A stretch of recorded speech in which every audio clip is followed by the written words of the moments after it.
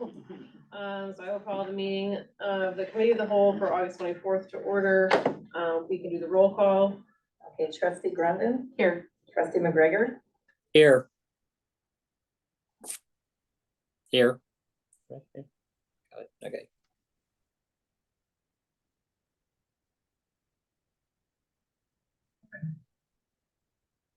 We are gonna start with number 3, the discussion regarding the TIF. We've got hearing team involved.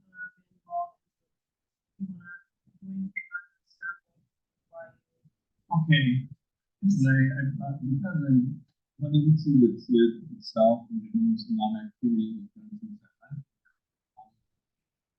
And also just want to find out some of the things how you move into certain projects and what. We did a lot of research based on some things that went to the review board and also projects that were being considered on once a month. And we also have one that's being made right now.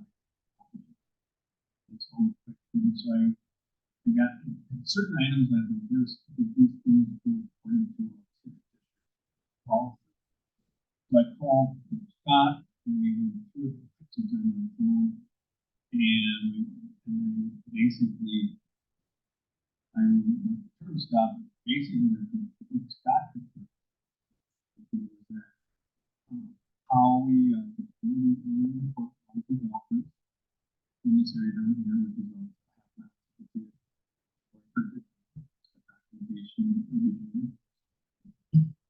so again, that's a very good process.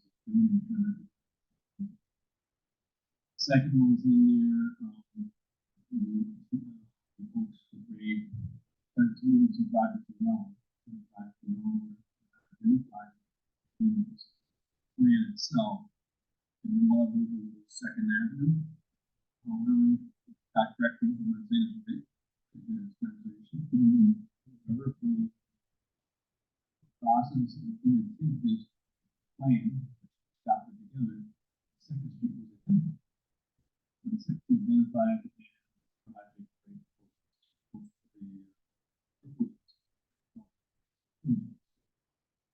however, the other one is pretty well that's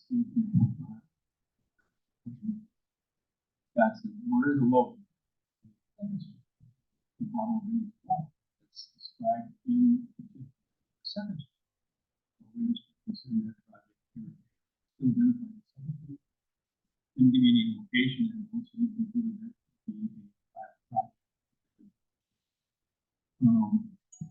The thing that we saw in your and the minutes of the review.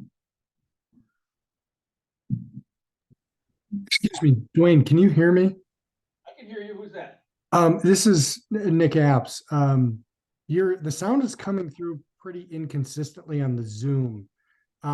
Is there like a microphone maybe not too near to where you are, or is there just an issue with maybe the overall sound? It seemed like it was fine when I first. We're gonna move it, Nick, a little bit closer to him.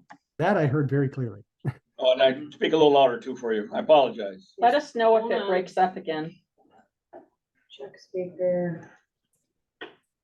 Okay, did you hear that? Are you still there, Nick? Yeah, I'm hearing stuff now. If Okay. we resume speaking, and we might be able to. Do you want to repeat all of this? I think I know most of what you were saying based on my previous experience, but Trustee Saylor and McGregor might not have the same. So you might want to ask them.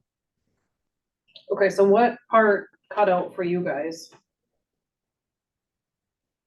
For Sorry. me, I didn't even hear the attendance or the roll call. Yeah, I heard the roll call. For me, it was the part where Dwayne was talking.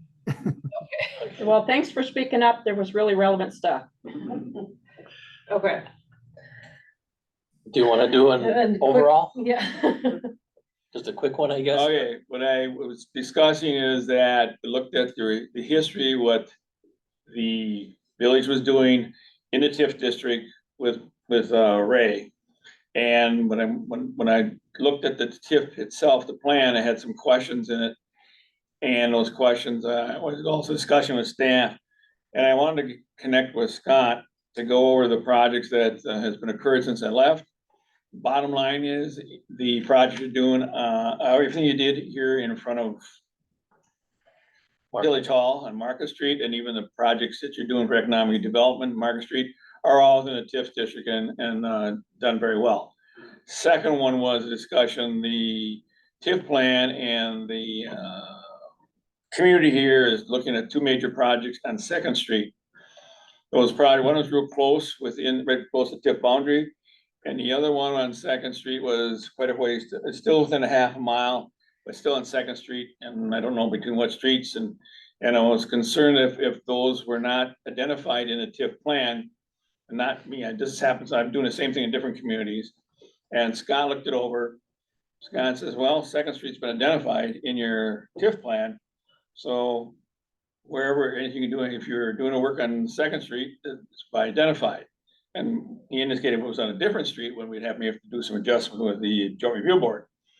So that was one of the things I wanted to verify. And then second, Ray, that was before, you gotta annually go back to the joint review board and review what you're doing on an annual basis. And your TIF plan you do, and Diane provides a great report that you can provide to the joint review board. Joint review board is a representative, I think you might all know, is from the village, county, school district, and your tech school. So there are representatives there. When I looked at, when Diane provided me the minutes, it did show that Roz did go. But when you look at the minutes, it was a report, and I was a little concerned, when there's no motion second and how far to go. After we got, Scott and I looked at it, is that at least he informed the joint review board what you're planning on doing for the streets, and then removing some of the projects too. So that's what you can do in your TIF plan. And all I was doing is kind of following, making sure that when you're moving forward, that we're not outside the TIF, the dimension of the impetus and the spirit of that TIF plan was put together. Bottom line is, yes, everything's fine in that portion.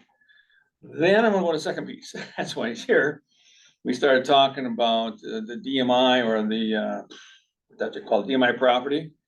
And I was informed by staff that there are some buildings that were no longer in the TIF district, got moved to Wood County to pick them up, a certain portion of the building. That Scott did not know. And basically, he was informing me that would, I talked to Diane today, that would, if that's been taken out of the TIF district and has a certain amount of increment or value that was set when you put district, that goes to zero, so that's not gonna be available in your new revenues coming in. Scott, I want to turn over to you and see how well I did. You did pretty well. Oh, I get a little sticker. Yeah. All right, can you guys hear me? Give me a thumbs up if you're, okay, cool. Nice to be back and to see some old folks, old friends, and meet some new people. So yeah, in terms of the TID spending, everything really looks to be in line with the amendment that we did back in 2018 to really take advantage of the half mile. That was not something we had in the original TIF plan, but given that not a whole lot was happening in the district itself, in 2018, we made several amendments to allow TIF funds to be used in this area and within a half mile. And because the whole island is in the TIF, that takes your half mile way north up to Second Street and Latender, for example, falls within that. What the statute says is that if you're gonna spend money within the half mile, it has to be approved by the Joint Review Board. And so when we put that plan together, we indicated projects that would be within the half mile.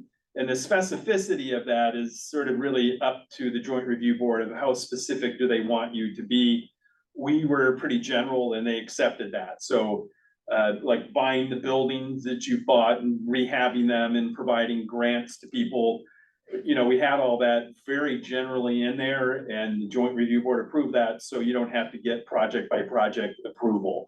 If they wanted to, they could make you be more specific, but they didn't want to do that.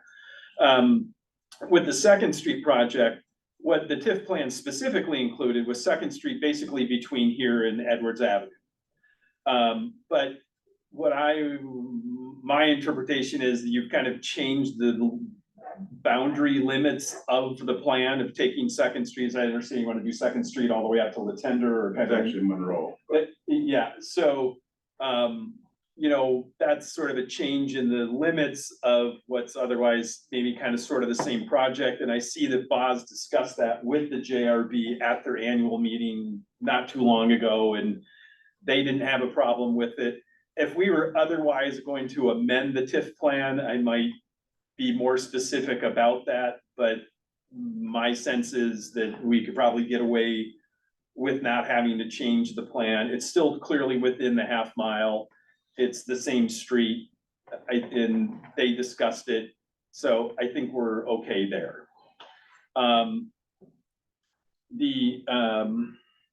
terms of the county, so it looks like the county foreclosed on the computer data center and on the admin building for lack of paying taxes. So the county actually holds title now to the computer data center and to the administration building. That doesn't take it out of the TIF, but by the county owning it, it now drops to zero value. So what happened is that when the TIF is created, there was value on those properties, and the taxing districts are still getting the taxes from that base value.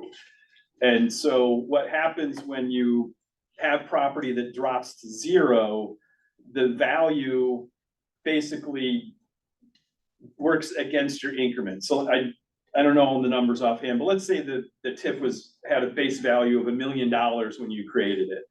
Now it's worth $5 million. And so that 4 million extra, that's what's driving your TIF revenue that you're getting, which right now is about $260,000 a year. I did take a look, those properties collectively were about $500,000 when the TIF was created. So instead of having $4 million of increment of value that you're getting tax increment from, you're now down to 3.5. So that the base value of that basically is going to work against your increment. If it was greater than that, I would suggest taking them out. But one, I think it's kind of too late. And second, it's sort of not worth the hassle, given that we only have 1 year of spending and 5 years left on the TIF. So we'll see a little bit less incremental value and a little bit less taxes, but it's not enough to want to make a big shift in it to preserve it in the TIF, is my feeling anyhow, because there's a lot of hoops you have to jump through to amend your TIF plan, and I just don't think it's worth it for how little difference it's going to make. So those properties are still in the TIF. They're just now valued at zero. So I just wanted to make that clear. They did not come out of the TIF. It's just their values dropped to zero because the county owns it. And so by virtue of that, they're tax exempt. Question, if somebody buys like the computer building. Yep. Can we use TIF money to help them either restore it or Yes, we can. demolish it? Yep. Yeah, so that was the next, so one of the things Dwayne asked me to do is just kind of talk about where is the TIF at and maybe what are some of the options or whatever. So the TIF was created on September 29th of 2009. And so this was an industrial TIF. With an industrial TIF, you have 20 years of life and you have a 15-year spending period. So you can spend money within 15 years. That last 5 years, all you basically can do is pay down any debt or outstanding obligations that you might have. You can't incur any new project costs. You can still charge some administrative time and some legal fees and some other stuff to it, but you can't build streets anymore, or you can't provide new grants or whatever. So we're basically down to 1 year. We have until September 29th to spend money. And a little bit of a caveat on that is that if you kind of start a project before the 29th and you have awarded a contract and basically encumbered the funds, the project could run past the 29th and be finished up and paid out. But you would clearly have to start it before the 29th and be under contract and encumber the funds. And then you could like wrap it up in the spring of, 25. So you basically have 1 year to kind of decide what to do, with the TIF funds that you have. And you really kind of have, in a way, two pots of TIF funds, if you will, to kind of think about. One is according to the sheets that Diane provided, which has been really helpful, that at least at the end of last year, you had a little, about $850,000 of a fund balance. So the TIF had $850,000 in the bank. I don't know what you've spent this year, if much. We're right around 850. You've already spent the 850 this year? No, we already spent 260 some, so we're at like 800. Oh, so because then you collected in more. Okay, so you have 800,000 in the bank today that you can spend. Over that next 5 years, that runs beyond next September. So again, the spending period ends in September of 24. Your TIF actually runs out in 25, or I'm sorry, 5 years after that. So 29, and actually you probably would collect in 30 as well. So you might even have 6 years to collect. So if nothing else changed and you continued to collect, I think it's about $262,000 a year that's coming in a year. 5 years, that's probably somewhere around $1 million that is yet to come. What you could do is borrow against that. So if you borrowed $1 million and then use that next 5 years to pay that money back, then you would have that money available today, because it isn't going to do you any good after next September that money comes in, because you can't spend it. So the way to spend it is to borrow against it, to do a project now or within the next year, and then use that money to pay that debt off over those next 5 years. So, while you have 850,000 in the bank, you shouldn't really think of TIF as a bank. It's an income stream. And so we have this income stream for the next 6 years. And the way to really maximize that, if that's what you want to do, would be to borrow against it, get that cash today, spend it today, and then use that revenue stream to pay that debt back. If we borrow against it, are we still limited to spending it only on what's in the TID boundary, or can you go outside of that? You're limited to what's in your TIF plan, Okay. which includes several projects within the half mile. Okay. But it would have to be in the plan. Now, you have the ability to amend the plan over the next year. So if you come up with new projects that you want to spend that money on that aren't in the plan, we can amend the plan to include those projects, and then you can use the money for those. A question for you. Yes. So based on what I've seen put together in the plan, in the villages projections, what you plan on doing, they do plan on doing Second Street. And they would want to use that money that's coming in, and they want to do the second part of the Second Street. So they're actually looking at using all those funds up on those two projects. Okay. As they sit now. Now, basically, like, Lon asked, it can be done, in the EMI project. If that's the wishes of the father and mothers here, then they can't consider the project they have in the pipeline they're talking about right now. Is that correct? Right. So yeah, from what you've shared with me, the two Second Street projects together are about $2 million. Yeah. Yeah. So that would basically eat all of your funds. And so you wouldn't have any money to do anything else.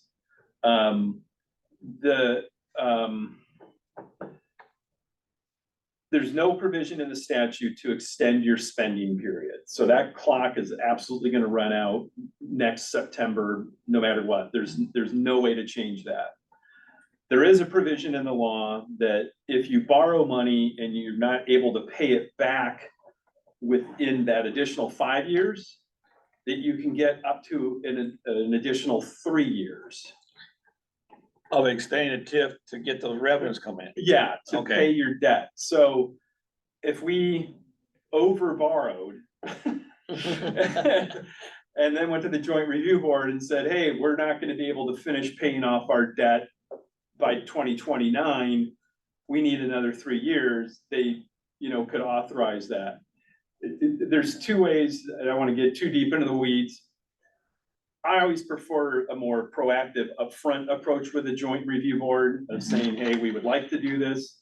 The reality is, if you're coming up on the end of your TIF, so let's say we're in 2028 and it's clear we're not gonna have enough money to pay back our debt, and we show an audit to the joint review board that shows that, they automatically have to approve it. But rather than kind of getting down to that point, I would, because you've had a good relationship with your joint review board in kind of saying, hey, we would really like another 3 years. But, that does delay those taxing districts from taking advantage of the value that would come when the TIF closes, right? So again, I can't remember what the exact numbers are, maybe Diane knows, but let's say there's $4 million of gained value in the TIF. Only the TIF is benefiting from that. When you close the TIF, then all the taxing jurisdictions now have $4 million of new, taxable value on their tax roll to be able to take advantage of, and including some new construction. So it does delay their benefit from the district. But that would be another thing you could look at, would be to borrow against that additional 3 years. I have one more question, don't mind. The other question I have is that you indicated, there are these projects that they're looking at right now. They gotta be, bid, contract, and they have to be started? Or can they start, even though they got the contract and bid, can they start after the fact? I'd want to have more of a discussion with Nick. Okay. But I mean, basically, Started before the ideally, 29th. you would start it, they absolutely would need to be under contract. With a lot of the attorneys I've worked with in communities and whatever, it's like, when do you encumber the funds? And so the funds are encumbered, they're considered to be spent. And if that occurred before September of next year, then, and the project kind of ran out into the following year, that's okay. I would prefer that it would be started, but I'd like to have more of a discussion just to make sure that Nick would be comfortable with that too, if you started it after September. I'm actually saying you actually signed the contract before the September date. Right, yeah. Then you actually then encumbered a contract. I'm asking Nick, you looking at you and saying the same thing to Nick. You're encumbered a contract. That's the clock that says you encumbered it. And then the project will be happening after the expenditure at that time. Yeah, I've certainly worked with communities that have done it that way. I had that funny feeling. Yeah.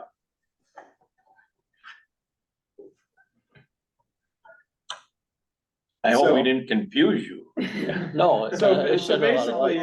basically, I think one way to look at it is that, you have $850 in the bank. You have another $1.2 million that are gonna come to you before the TIF closes. So you've got about $2 million. You have a street project that is about that amount, and it's eligible for use of these funds, and you could do that. If you do that, then you have nothing left to do anything else. And so I guess the question is, if not that, then what? And so if you feel like there's other businesses in town that might benefit, or if you wanted, think about how the data center might be reused, or the admin building or whatever, then you would just know that you'd have to find some other source of funds that these aren't available. So there's kind of that policy decision to be made. Got about $2 million. What's, from your standpoint, what's the best use of it? One other option is that you have the ability to create another TIF.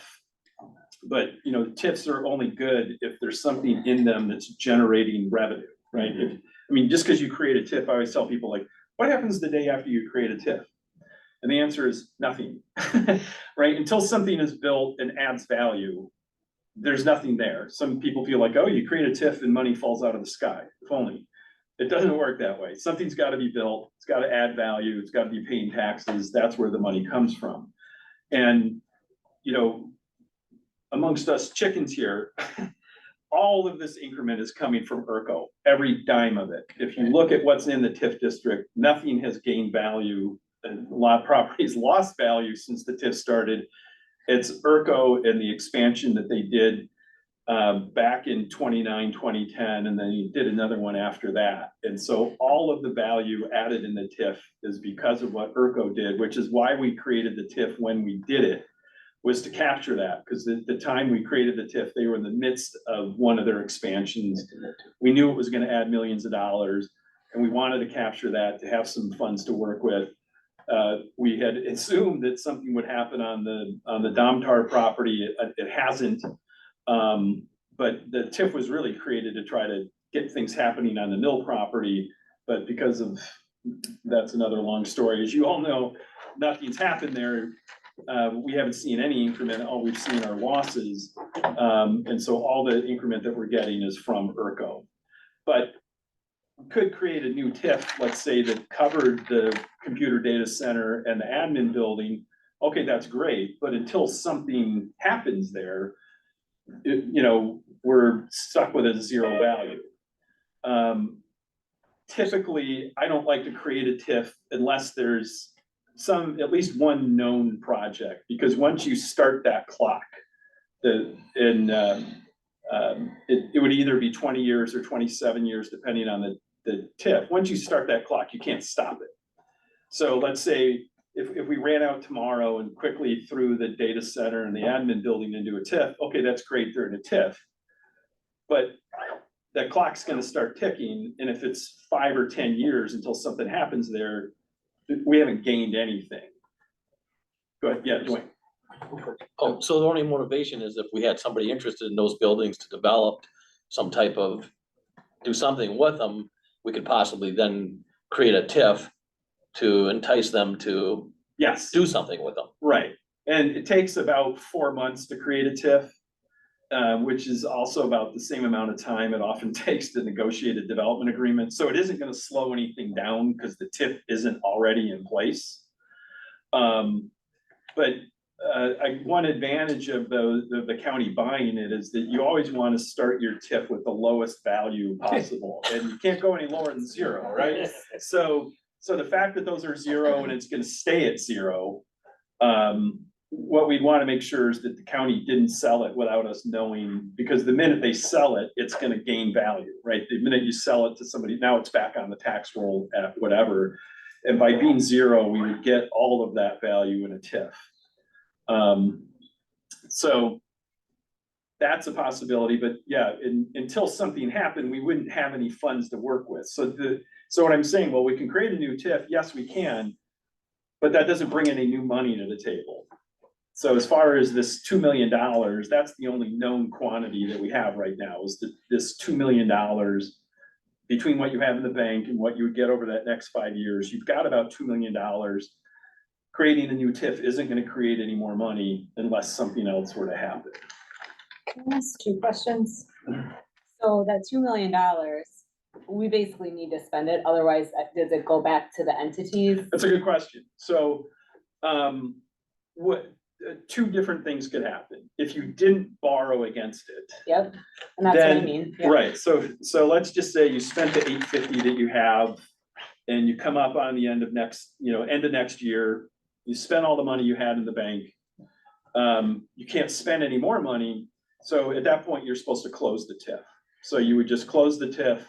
If there were any funds, when you close a district, any funds that are left get split on a prorated basis with the taxing jurisdictions, kind of based on their share of the tax bill. Okay. So you're probably like about 40% of the tax bill, the schools somewhere around 60, and the county and community college are pretty minimal. But that's, the money would be divided up amongst those entities. I mean, could you keep it open for that 5 years and run up that fund balance? I mean, theoretically you could, but you're not supposed to do that. You're supposed to close the TIF once your projects are done. that's what happens when you close the district, is you split whatever funds are left over. So basically, if we don't use it, we lose it, Right, yeah. either it would- borrowing against or, yeah. Right, Okay. yeah.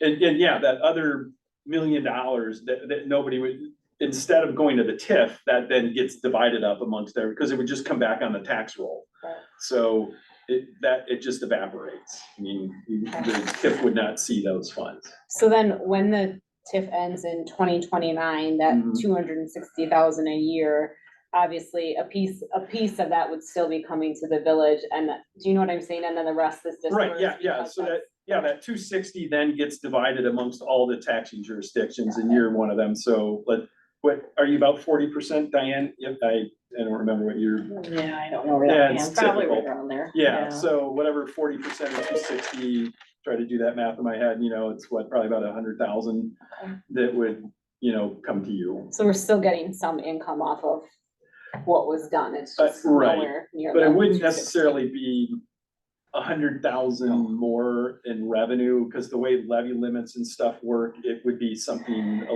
as far as new revenue, it would have the effect of kind of slightly dropping your tax rate, because now there's more mill property rate. to tax rate. So your mill rate would go down, and I think you would get a little bit of new construction out of it.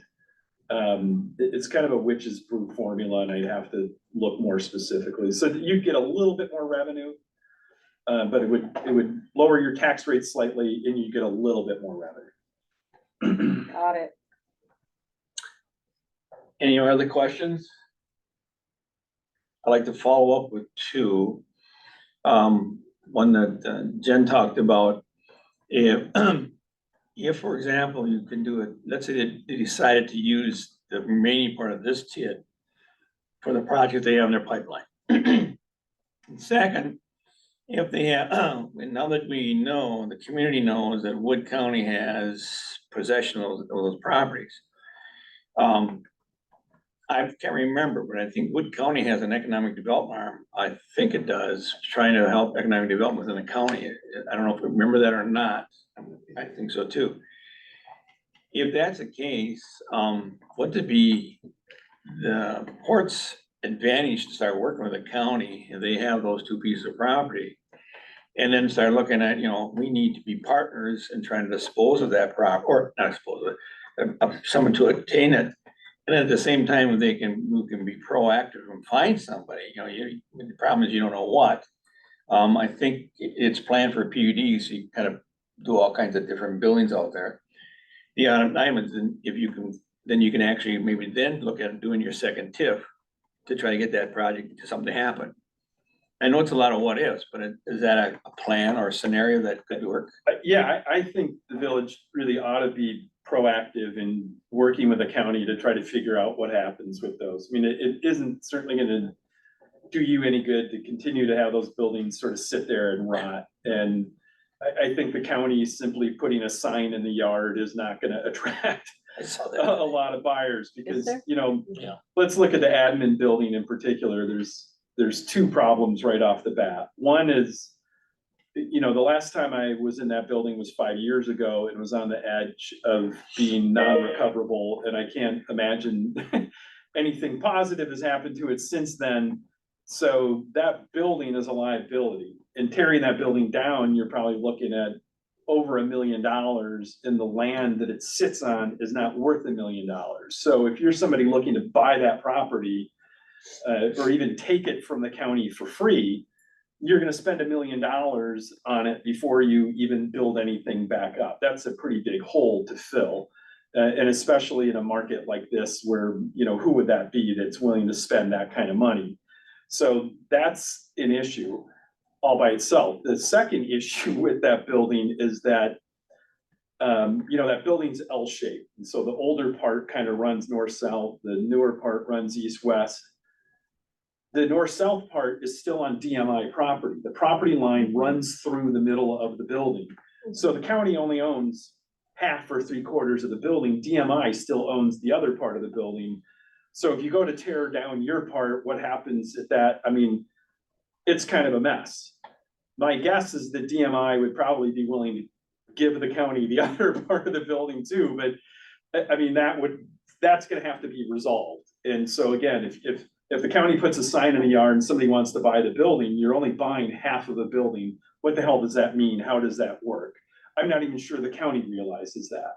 So I think there needs to be a conversation with the county. Do they understand what they own and what they don't own? Do they have a plan?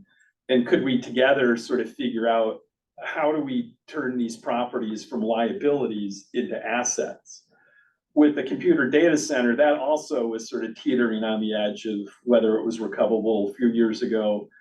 I'd like to believe that maybe it still could be, but somebody needs to kind of get in there and evaluate, is that building recoverable or not?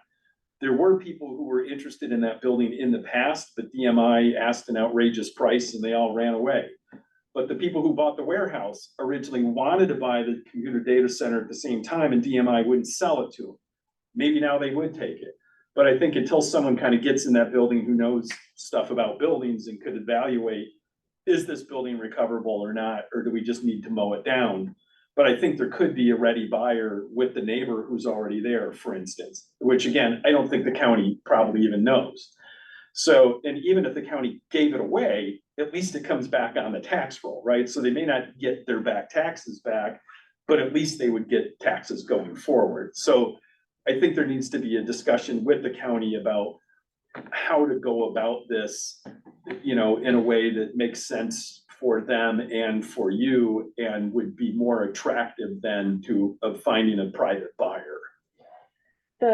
If I remember right, the understanding was the other part of the parcel includes the rail yard. And so that they may or may not have deliberately kept the taxes paid on that part.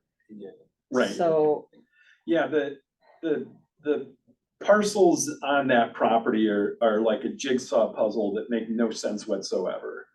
And so the main mill building that's half there, and the old chip building and the roundhouse and the rail yard are effectively all on one parcel that DMI still has control over. And so there would need to be some subdividing of property to kind of split that stuff up. so do we need to take the step back and start leveraging and encouraging, forcing, take some action? When I left here quite a few years ago, I was working pretty heavily with trustee Duncan, okay, and then attorney Brian. No. Yes, and basically we did bring in, at that time, general engineering did a whole inspection. We said it's dangerous. We got DMI allow us to go in, and we actually went into the buildings. And I know there is a report that was done by general engineering on what the conditions were. I don't know if you guys ever saw that. I was kind of towards the end of my time walking out the door, but I happened to put the mask on. I went in there because I figured if I can see it, I can see what happened. Basically, there's water all over in those buildings in the basement, and also there's mold up to kazoo. And what I saw, there was already basically destroying the doors, everything. So the inside are shot. The structure, maybe, if you want to take a lot to clean them out, the what is it, computer building, you may be able to save the shell, but you really got everything out of there. So it's unfortunately, they did nothing, they would do nothing, and by it sitting there, they became they're fine sitting when no one goes by them or go in them, but they're a hazard if you're gonna go inside the piece. So that's a condition you have with these buildings.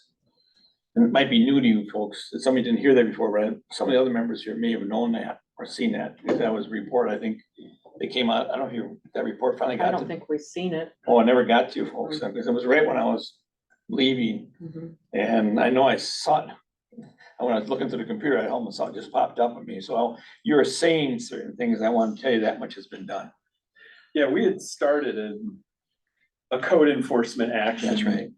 Where, you know, we were really gonna press DMI, take them to court and, you know, sort of force them to clean it up, or, you know, we could take action on our own. And, you know, we obviously we want to tread lightly because, you know, let's say we took the mill building. Okay, well, it's out of their hands. but do we have $2 million to finish the demolition? So. Well, but on the Exactly, 2 flip million. side, why are we allowing them to continue to make money in rent from the rail yard and not take care of Right, their and so building? that's part of our strategy was to get the court to force them to use that funds to finish the job and, what they kept telling us is, they were in this big lawsuit with the insurance company for the demo company who And went that's out of over. business. Right, Got the and they were saying, oh, as soon as that's settled, we'll have all the money we need to finish the demo. And it doesn't seem like they've lifted a finger since that was Has the settled. demo restarted again? Ben, you can help us better than anything. No, Joe Morris said there was gonna be a guy on staff here in July, and I have talked to the other day at Theo, the groundskeeper, and there's nobody around. I mean, there hasn't been any change in 4 years. See, why are we just letting this keep riding like this? I don't know. I think you really need, now that that lawsuit is settled, that was their biggest excuse. So I think you ought to go back to the strategy that we started back in 2019. Yeah, but now the buildings belong to the county. I just have, Well, the Not all- mill not the building money still making one. belongs to the oh, okay, it's the DMI. office building. Yeah, all they own are those two front buildings of the Can county. can we use TIF funds to fund attorneys? Yes, You did in the past. Yes. You did that. The problem is that. as long as they don't bill too much. We're throwing arrows He at Nick. bills less than you, Oh, sir. okay. I did have a question for Nick. Nick, can you hear me? Yeah. So now that the county owns the office building and the computer building, and from what Dwayne says is that they're basically condemned inside. Do they have an obligation to do anything to tear them down, or do they just have an obligation that they got back on the taxes just to let them sit and try to sell? I mean, the county, well, first of all, I guess I wasn't aware of that information until today.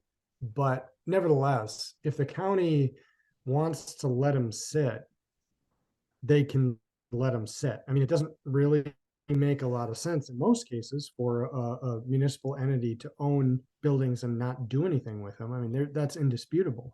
But if it costs more to deal with them than it does, than the value of them, then maybe, I don't know, maybe, I don't know what they're waiting for. Maybe they're just not thinking about it. But by way of example, on my old building, the one right next to the building that my firm is in right now, that was Tim Giebert's first former building. I sold that to the county just a couple months ago, or last month, and it's going to sit vacant until they finish their plan to decide, what to do with it. I mean, there's no timetable I'm aware of where the county or any municipality would have to do that. I mean, it's lost tax revenue, it's lost opportunity, but I'm not aware of any statutory requirement they have or any case law that suggests they have to do something unless it's like a nuisance to the properties around it or something like that. Okay, So if we knew someone who had any Thanks. interest in developing that, I mean, we could take $1 million, knock it down, put it in another TIF, but that's a big gamble unless we know someone's coming in, right? Or we continue to do nothing and then we know nothing happens. It's One- not great. I think we try to pressure DMI to start cleaning up some of their other mess, and the other two buildings that belong to the county, they're probably just gonna let them sit because the value is not there and they're probably have to be destroyed. Well, we could buy them for $1, right? That's kind of the. Right, and then We'd you- be but then buying the you- liability. Right. Right, but maybe. But then we could knock them down. Right, but maybe you could work a deal with the county where you both put in funds to knock it down, so you're not paying for all of it, they're not, I mean, I don't know, I just think a conversation should be had with the county, like, what are their intentions, do they really know what they have? Is there something that together you could work on it, maybe there's some grant funds, and I say that as a big maybe, because typically finding money strictly for demo is hard to come by, but doesn't mean that we couldn't get creative and kind of look at some stuff. But I just really feel like, one of the biggest frustrations, I think, for the village, certainly for me, over the last several years, is that, we've just been, at DMI's mercy. And at least with these two buildings, that's no longer the case, but I don't want the village to shift from being at DMI's mercy now to being at the county's mercy.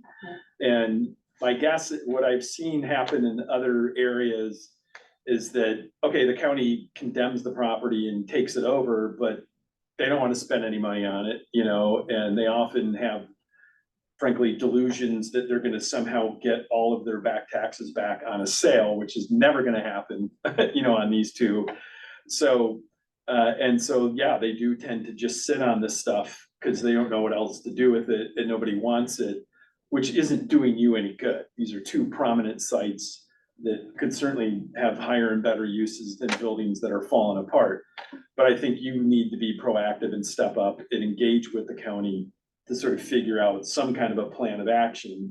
And maybe that ends up costing you some money, whether it's out of the TIF or wherever, or maybe they cover it or, you know, whatever. But until you have that conversation, you're not gonna know. Well, I guess that's where I'm going with it. When we kicked this whole thing off, you kind of said we got $2 million if we do the Second Street piece. And I don't know anything about the Second Street piece. Obviously, that's information would come from Ben.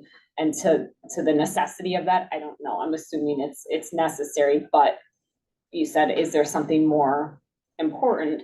That's my question. Are those buildings more important to whether we buy them back or work with the county and knock it down and then try to put it back in the TIF and make money off of it? Does that eventually, not right away, but in the long term, make us more money and more profitable in the future? Does that make sense? So like the long game is really what I'm looking at. I don't know if it makes sense, but I think it's worth having a conversation.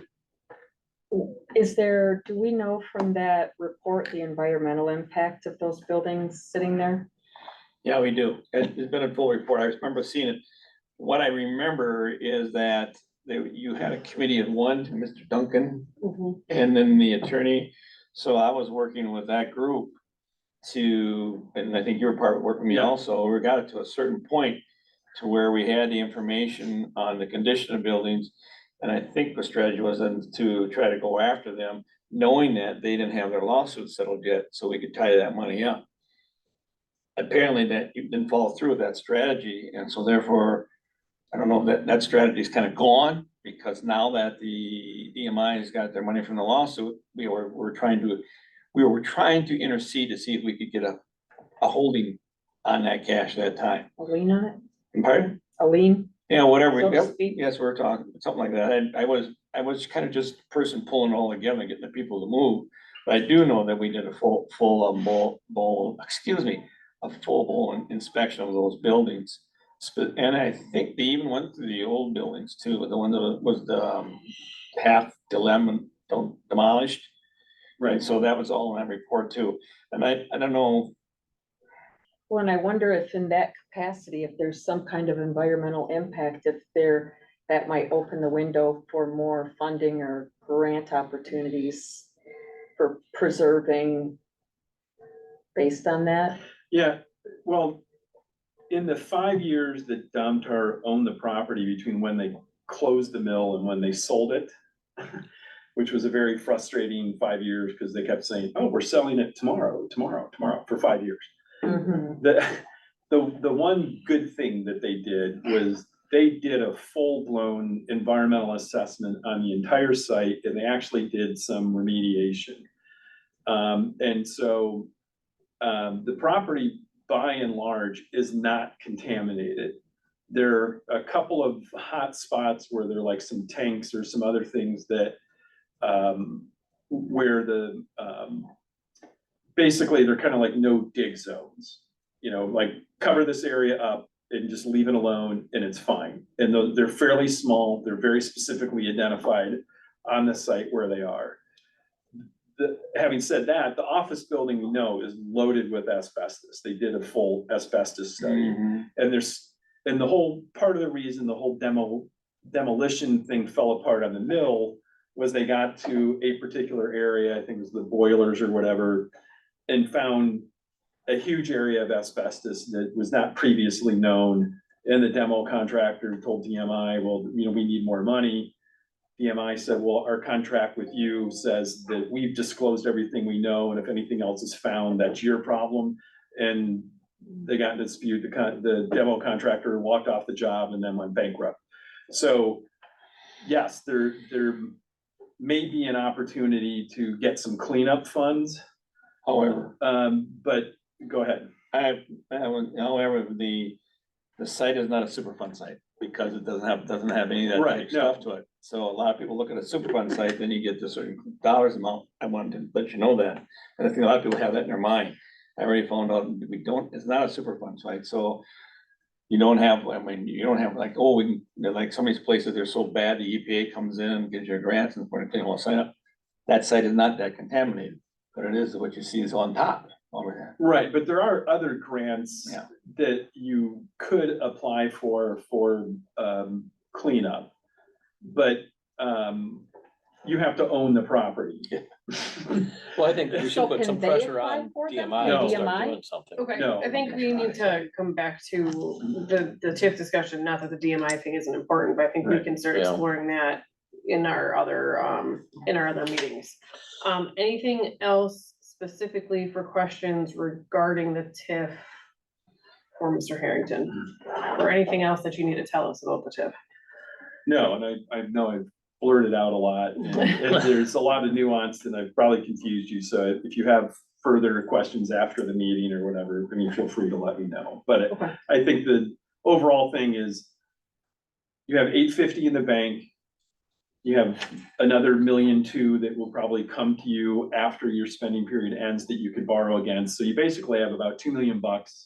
So you have a street project that's that same amount. It's clearly eligible and you could move forward with that. Or, you know, if you think there's other things or you want to try to do both, I think that's the kind of policy decision that you all need to make is, you know, where are those funds best spent? And I don't know anything else about the project either, other than it's kind of teed up and ready to go. And, you know, you could finish the TIF that way very easily. So that's where I think you guys kind of stand. But I think we could have, Dwayne and I could have a conversation with the county like very quickly and probably come back to you in a month and say, well, kind of here's what the county was thinking. I've also reached out to DMI to kind of find out what are they thinking. And we could come back to you in a month and say, well, hey, this isn't gonna happen, or maybe that's a possibility. And we could maybe answer some of these questions that you have about what are our other options, you know, before we kind of commit one way or the other. If that's what you want us to do, we could certainly do that and be back in a month with some more answers. Okay, Sounds good. that sounds good to me. Okay, thank you very much. Okay, number 4, discussion on the Mission Coffee Agreement. I know I got your email. And I didn't realize that was gonna be on the agenda, so I got it today. Sorry. And so when I was talking to Scott, and I had in the documents, I found a document saying what the Mission Coffee wanted, so I had that in my email. I got the first part, is that was my understanding of what they're looking for, the discussions were occurring. There was nothing, that was just that email, so I don't know, the negotiations were maybe more verbal, or at that point, nothing's been put on paper, but I got that first part of that email is what I understood. And maybe I'm not right, but I think that's what I thought I understood from what I saw in an email that came to Ray, from these folks. So when as you can see, I had some, where I also, first day here, I had a conversation with the attorney, Nick, about putting some kind of agreement together. And I asked some questions. I mean, I threw some flags up about, you know, do you really want a lease, a lease agreement, a lease portion? And mainly is that I think the majority of your role, your thoughts are that you want to sell this property. You want to make sure it's sold and get it out of your hands. So that's why I did talk to Scott. And the second portion, after talking, so I laid out some bullet points of what our discussion was, some recommendation pieces, and after that, I can't think of her name, Jen. Is it Jen? She got a hold of me, you know, by my phone, and so we talked for quite some while, and I told her our concern about the lease agreement, right? So maybe land contract made a best piece. And she said, we have to just think about that more, and nothing has happened since I talked to her. The other thing that's important that Scott has worked with some of eyes, and when you put a package together like this, you kind of want to see what their what they're bringing to the table, their business plan. In other words, if we're going to, you know, sell land, that's good. And if we're gonna give a grant, that's good. If we're gonna give a loan, I mean, and then and Scott also recommended a couple, grants that they could go after, what's listed in here as an example. And in my email to you, that's what I know to date. And you have it on the agenda and it's a discussion, so I made sure I got this all out to you before your meeting, so if someone, you didn't have any idea what was we talking about, that's how far I got, so. I'm open for questions, Well, where we at, et cetera. I guess I have a reaction is, Boz kind of told us that there was a lease agreement already and things were rolling on that. Now, obviously that wasn't true, right, Nick? There was never a lease agreement There that was you're not. aware? There was not. There wasn't. Okay, well, that's Okay, what Nick- Yeah, from my standpoint, there was, at most, there was kind of an agreement in principle that that the village wanted to help and that this was something they wanted to do, but in terms of like, I mean, it took me a couple months at least before I even got kind of terms from Boz, and they were pretty loose even at that point. So they are comfortable with the land contract option. okay.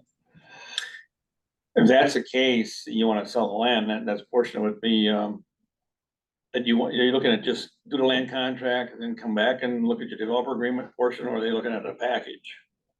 Like the whole thing is. Well, I think they need the commitment of the whole package to even be able to move forward. So the main thing that Scott and I talked about is that we need their financial plan, what they're gonna bring to the table, say, okay, we're buying this, we're looking so much from this village. I've heard maybe they may have some from the county already, I'd have no idea, grant for more portion, where are they getting their piece, and then we can even help them with that state grant. Mhm. So more people are in it besides just the village, in other words, you try to get more people in the project. Bottom line is everything I heard everybody, they wanna do it, it's very good for us. Sounds like the owners wanna do it too, but when I gave her the option of maybe at least Land Land contract. land contract. And she didn't know what to do, and then we talked for quite some time, and I was trying And to she explain. just now in this moment said they are comfortable with the land contract. I didn't have no idea, well, you must. get- Well, as soon as we can get the contract going, I think we should go forth.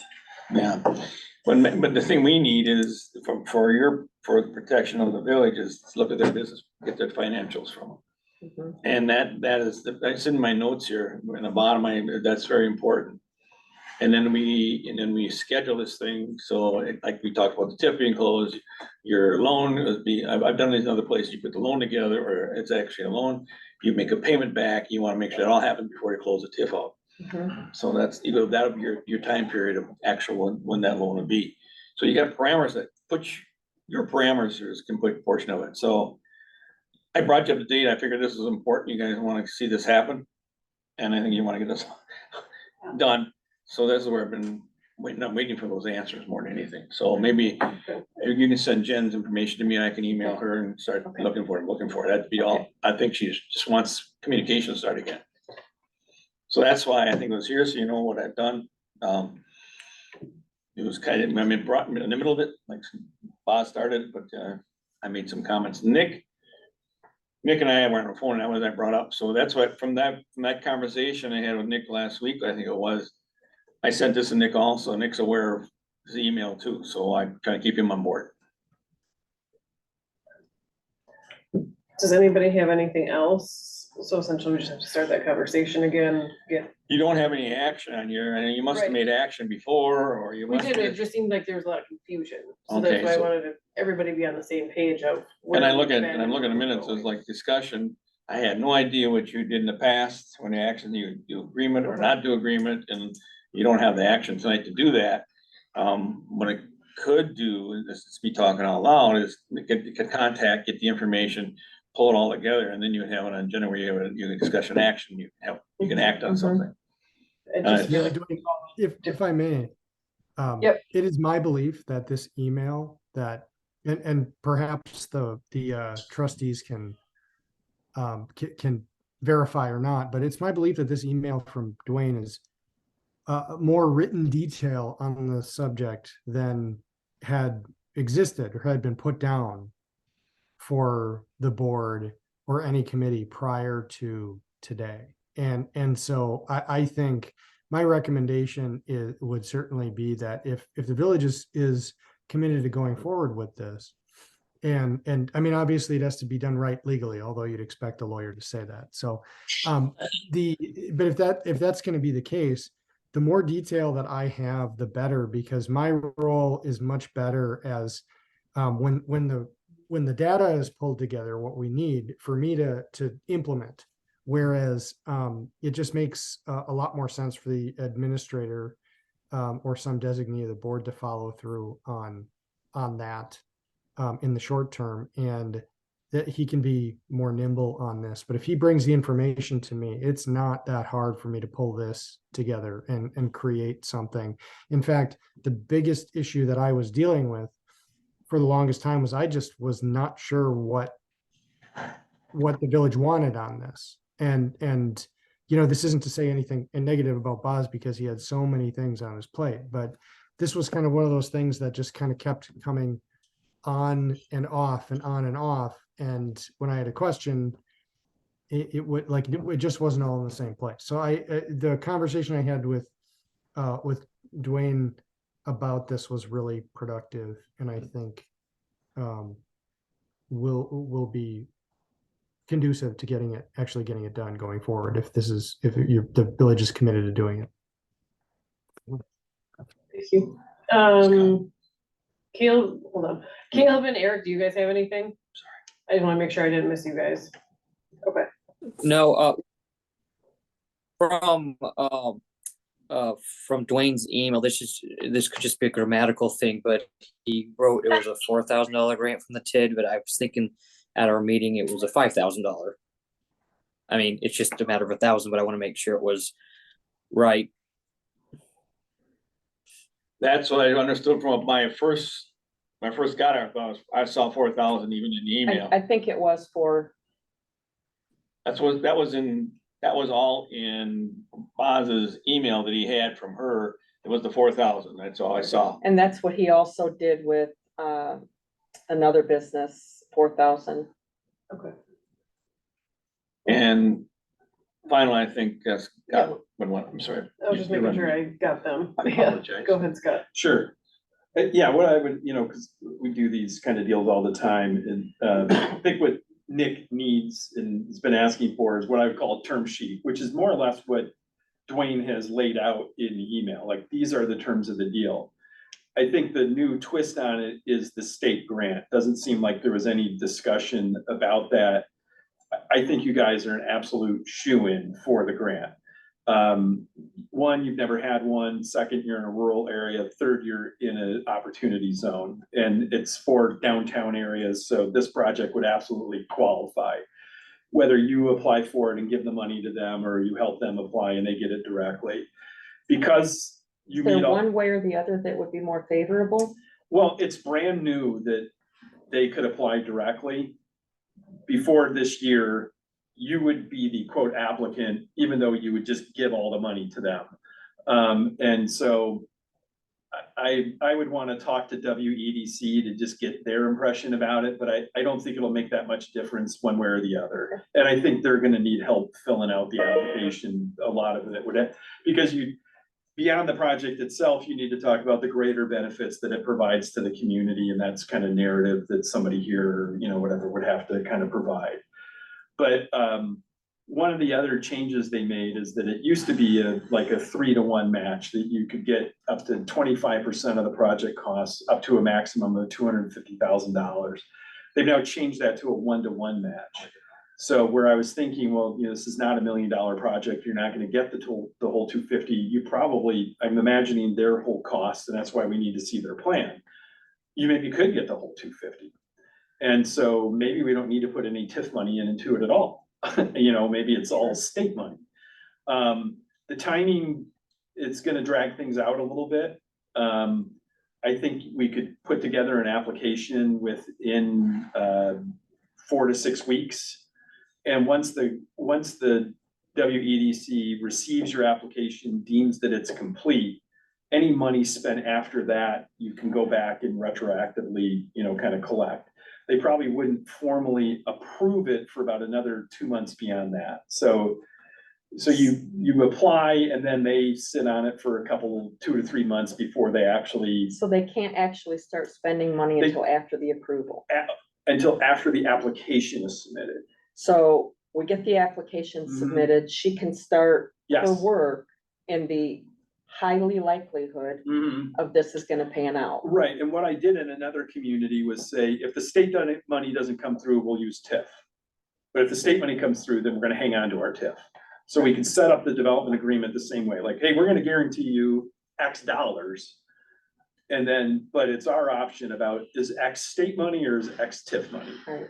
So I think we could do something similar here that would then allow her to get started while we go through the state approval process. But I think that's a big difference that, brings more funds to the project.